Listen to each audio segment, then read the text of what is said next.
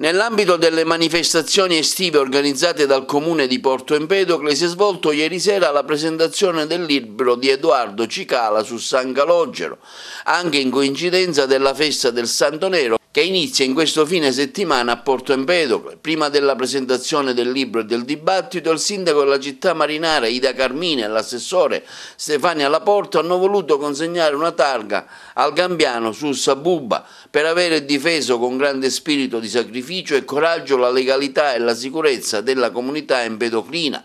Questa è la motivazione. Il giovane, ricordiamo che durante la rapina recentemente avvenuta in zona Cannelle presso un tabacchino gestito da una donna, non ha esitato a entrare in difesa della titolare, provocando la fuga dei ladri e successivamente anche permesso di far scoprire i rapinatori, un gesto che non è passato inosservato all'amministrazione comunale empedoclina, che ha voluto così gratificare il giovane adducendolo ad esempio di una buona convivenza con la città e i suoi abitanti. A nome della città di Porto Empedocle dedichiamo questa targa a Bubba, che è il ragazzo che coraggiosamente giugno scorso ha difeso una signora che lavorava in una tabaccheria, la signora lì alla casa della tabaccheria, mettendo in fuga 3 rapinatori. Proprio col suo coraggio, la sua voglia di proteggere una persona, al di là veramente del colore della pelle e di tutto, si è adoperato a rischio della vita, perché si sa che i rapinatori normalmente sono armati, non ci ha pensato un attimo e davvero noi per questo abbiamo deciso, in occasione della festa di San Calogero, che è il nostro Santo Nero, che ha salvato tante vite qui a Porto Empedocle, in tutto l'Agrigentino, e continua a salvarle facendo delle grazie. Si dice San Calogero da Marina fa una grazia ogni mattina. Abbiamo deciso di dare a lui questa targa in rappresentanza di tutta la comunità empedoclina, che lo vuole ringraziare per il suo gesto di coraggio, che sia ad esempio a tutti ed è testimonianza della multiculturalità di questa città, che è una città accogliente.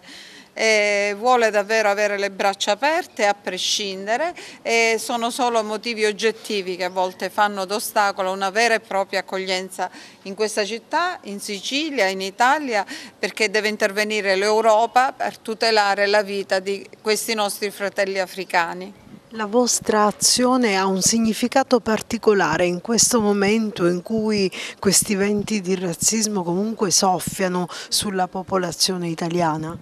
Ma infatti bisogna distinguere l'azione amministrativa e di gestione della cosa pubblica, che vede la necessità di porre delle regole e di ordinare la convivenza civile, con la questione del razzismo. Noi per primi siamo un popolo di emigrati, i nostri fratelli sono in Germania, in America, dappertutto nel mondo. Degli empedoclini si dice che in qualunque parte del mondo vai tu trovi un empedoclino, quindi non potremmo mai essere razzisti, e a volte la sofferenza, la difficoltà che uno vede nelle proprie famiglie, a casa propria, che rende difficile poter ospitare, o meglio essere ospitali nei confronti degli altri, ma la nostra natura è essenzialmente solidale. Susso Bubba, tu non hai avuto paura in quel momento in cui hai capito che un'italiana, un'empedoclina alla tabaccaia era in pericolo?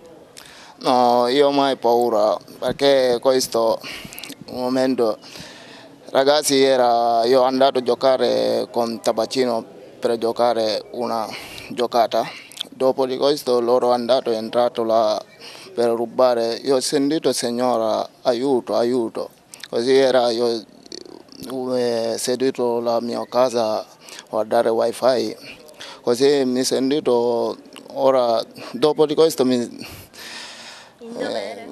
è sito ragazzi corretto.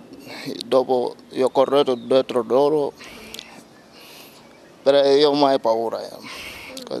Susso Bubba, tu sei particolarmente grato a qualcuno, perché da quando sei arrivato qui c'è qualcuno che ti ha seguito, curato.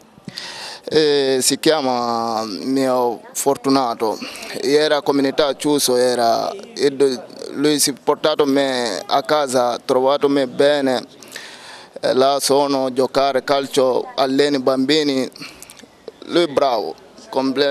tutti bambini pure tutti bravi sono, moglie, figlio, tutti bravi.